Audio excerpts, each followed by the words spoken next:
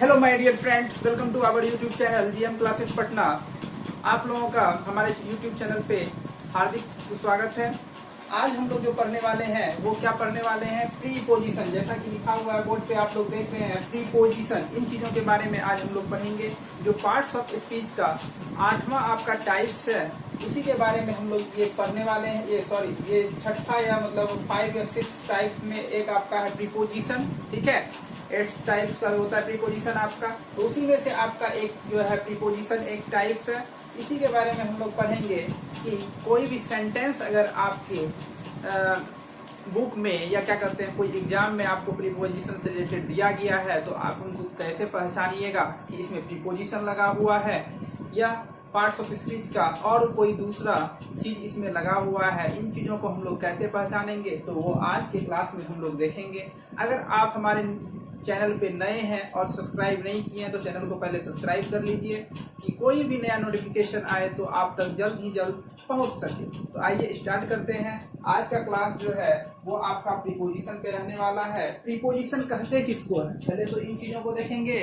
Preposition parts of speech में आता है आपका, क्या आता है, प्रीपोजिशन। प्रीपोजिशन कहेंगे किसको, तो प्रीपोजिशन इसमें 2 वर्ड से बना है, प्री प्लस पोजिशन। जैसा कि यहाँ पे लिखा गया है आपका प्री प्लस पोजिशन। ठीक है, तो प्री मीन्स क्या हो गया, हम लोग जानते हैं प्री मीन्स होता है पहले। कोई भी नाउन या प्रोनाउन के पहले हम लोग उस वर्ड का यूज करेंगे तो उसी को हम लोग प्रीपोजिशन कहते हैं। तो यहाँ पे आपका प्री मीन्स हो गया पहले, ठीक है, बिफोर, और पोजीशन उस प्लेस को बता रहा है कि वो चीज जो है आपका कहाँ पे लगेगा। तो इन चीजों को जहाँ पे लगाना है वो कहाँ पे लगाना है, चाहे वो नाउन हो या प्रोनाउन हो। ठीक है, नाउन या प्रोनाउन के पहले बिफोर, ठीक है, प्री, वहां पे हम लोग प्रीपोजिशन का यूज करेंगे और उनको पता करेंगे कि कौन सा प्रीपोजिशन वहां पे लगने वाला है। आपका 2 तरह से पूछ सकता है एग्जाम्पल देके, एक तो आपको सेंटेंस दे देगा या आपको फिल इन द ब्लैंक्स देके पूछेगा कि इनमें कौन सा प्रीपोजिशन यहाँ पे लगेगा। ठीक है, तो आइए पहले प्रीपोजिशन का डेफिनेशन देखते हैं, उसके बाद कुछ प्रीपोजिशन दिया गया उनको देखेंगे और उनका एग्जाम्पल को देखते हैं। तो आइए स्टार्ट करते हैं। चलिए, प्रीपोजिशन। प्रीपोजिशन क्या बोल रहा है, प्रीपोजिशन में बोल रहा है जिसको हम लोग हिंदी में संबंधवाचक कहते हैं। क्या कहते हैं, संबंधवाचक कहते हैं। तो इसको डिफाइन कैसे करेंगे, तो आप बोलिएगा a preposition is a word. क्या बोलिएगा, a preposition is a word which placed, ठीक है, which placed before a noun, noun, ठीक है, नाउन और अ प्रोनाउन। मीन्स या तो नाउन के पहले लगे या प्रोनाउन के पहले लगे। ठीक है, टू शो, क्या शो करता है, टू शो द रिलेशन, संबंध को शो करता है, इन विच द पर्सन, कोई भी पर्सन है या थिंग है उस चीज को डिनोट करता है बाय नाउन या प्रोनाउन।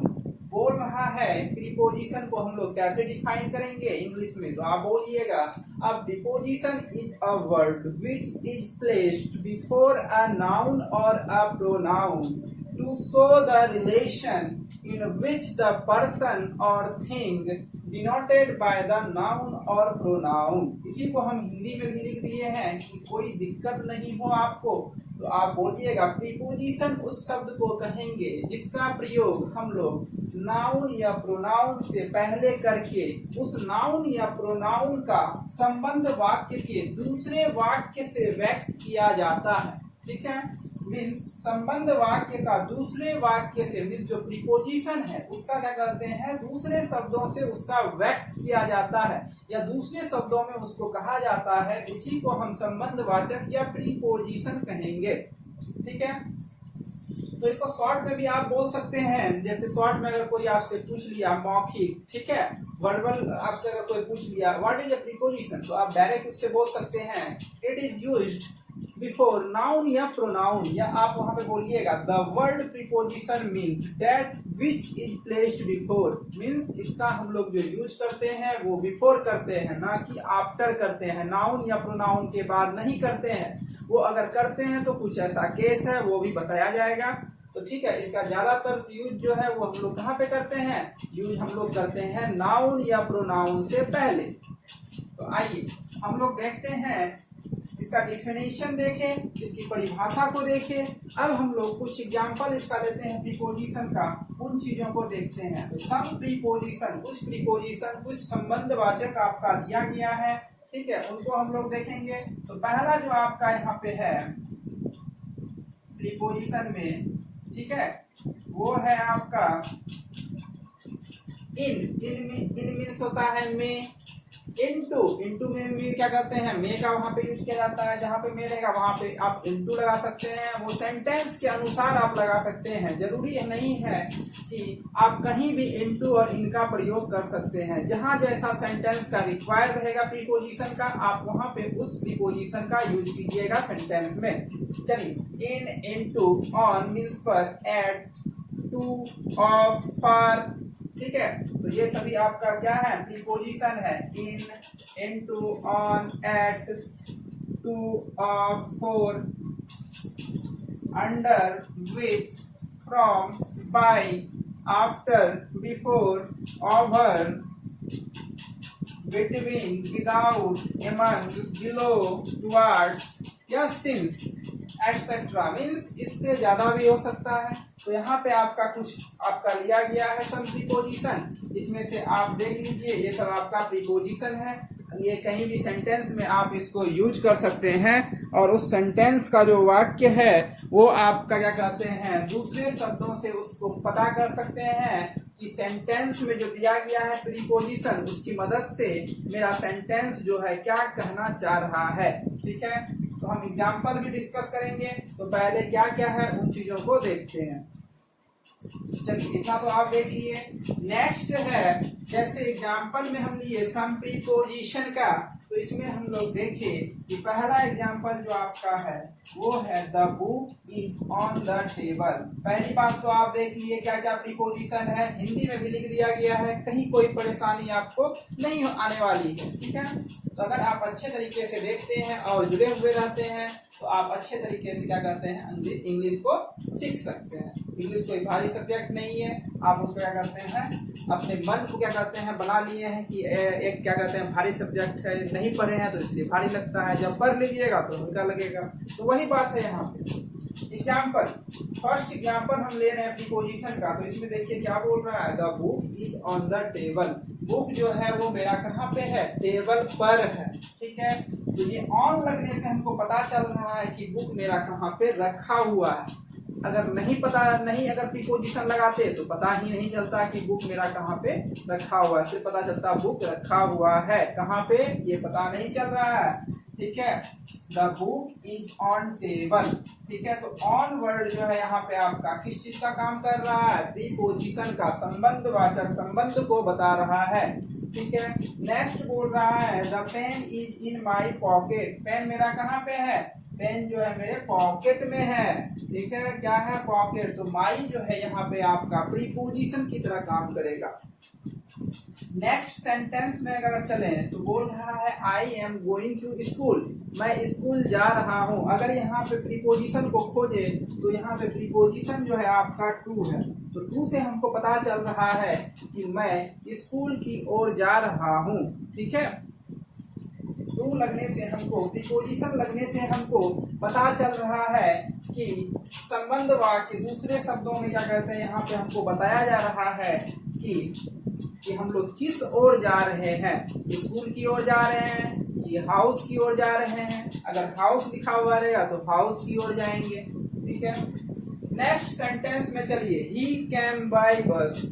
तो यहाँ पे हम लोग क्या बोलेंगे, ही कैम बाय बस। तो ही कैम बाय बस में यहाँ पे प्रीपोजिशन आप अगर देखते हैं तो आपको पता चलेगा कि यहाँ पे बाय जो है, हम लोग जो कैम, ही कैम, वह आया, ठीक है, किससे, बाय बस, बस के द्वारा आया, ठीक है। ही कैम हाउस बाय बस, वह घर आया, किससे, बस के द्वारा आया, ठीक है। तो बाय लगने से पता चल रहा है वो किसके द्वारा घर आ रहा है या पैदल आ रहा है। तो ये हमको सेंटेंस में जो प्रीपोजिशन लगा है उसकी मदद से हमको पता चल रहा है कि कोई भी व्यक्ति कैसे घर आ रहा है या आ रहा है, ठीक है। चलिए नोट में आपका यहाँ पे कुछ आपका पॉइंट दिखाया गया है। ये पॉइंट ज्यादा वीवीआई मतलब इम्पोर्टेंट रहने वाला है प्रीपोजिशन की दृष्टि से। अगर हम लोग देखें तो प्रीपोजिशन में पहला नोट जो आपका लिखाया गया है वो आपका लिखाया गया है, देखिए क्या लिखाया गया है, प्रीपोजिशन प्राय नाउन या प्रोनाउन। क्या बोल रहा है, प्रीपोजिशन प्राय नाउन या प्रोनाउन या नाउन इक्विवेलेंट। नाउन इक्विवेलेंट करने का मीन्स आपका एडजेक्टिव, एडवर्ब, ठीक है, ये सभी आ गया, या क्लाउज, ये सभी बोल सकते हैं। नाउन इक्विवेलेंट के पहले प्रयुक्त होता है। क्या बोल रहा है, इन सभी केस में प्रीपोजिशन आपका पहले प्रयुक्त होगा।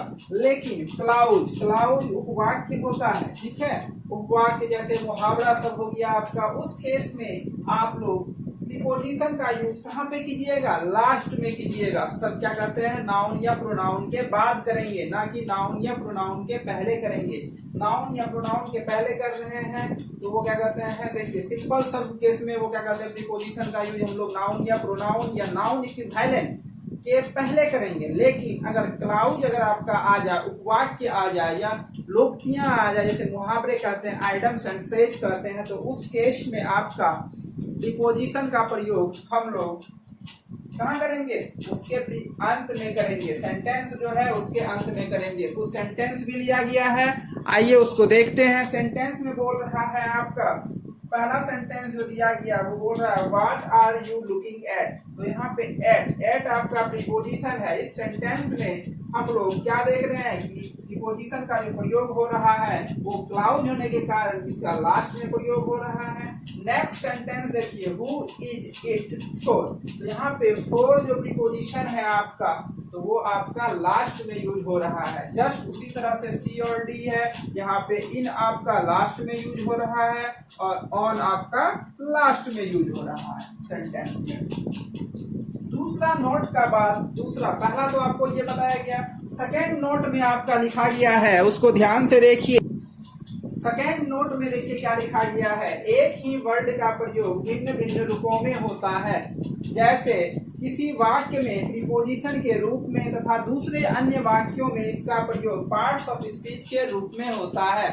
या तो एडजेक्टिव के रूप में हो जाएगा, या तो एडवर्ब के रूप में होगा, या तो वर्ब के रूप में आपका होगा। तो जैसे एग्जाम्पल देख लीजिए, एग्जाम्पल से आप ज्यादा चीजों को समझ सकते हैं अच्छे तरीके से। तो एग्जाम्पल यहाँ पे बोल रहा है his father arrived soon after, बोल रहा है, ठीक है, सेंटेंस में। तो यहाँ पे आफ्टर वर्ड जो है मीन्स जो ऐसा वर्ड लिया गया है दोनों में आफ्टर का ही यूज किया गया है, तो आपको ज्यादा इससे पता अच्छा से चलेगा। तो his father arrived soon after, ठीक है। तो यहाँ पे आफ्टर का जो आपका प्रयोग है, आफ्टर का, वो आपका एडवर्ब की तरह हो रहा है। नेक्स्ट अगर हम लोग सेंटेंस बी में देखें, यहाँ पे आफ्टर पहले आ रहा है, after a month we return, ठीक है, after a month we return, ठीक है। तो यहाँ पे आपका आफ्टर का प्रयोग जो हो रहा है वो आपका प्रीपोजिशन के तौर पे हो रहा है, ठीक है। तो इन चीजों को आप अच्छे तरीके से समझ चुके होंगे, आशा करते हैं कि और अच्छे से आप समझिएगा। जब एक बार और अच्छे से इस वीडियो को अच्छे से देखिएगा, जहाँ पे दिक्कत आता है सभी 1 बाय 1 सिंपल लाइन में, सिंपल लैंग्वेज में लिखा गया है कि किसी भी बच्चे को जो क्या कहते हैं नहीं जानते हैं प्रीपोजिशन, तो वो अच्छे तरीके से जान सकते हैं। अगर आपको मेरा चैनल अच्छा लगा हो, पढ़ाने का तरीका अच्छा लगा हो, तो चैनल को सब्सक्राइब करें, दोस्तों में शेयर करें और वीडियो को लाइक करें। तो आज के लिए इतना ही रखते हैं। Thank you.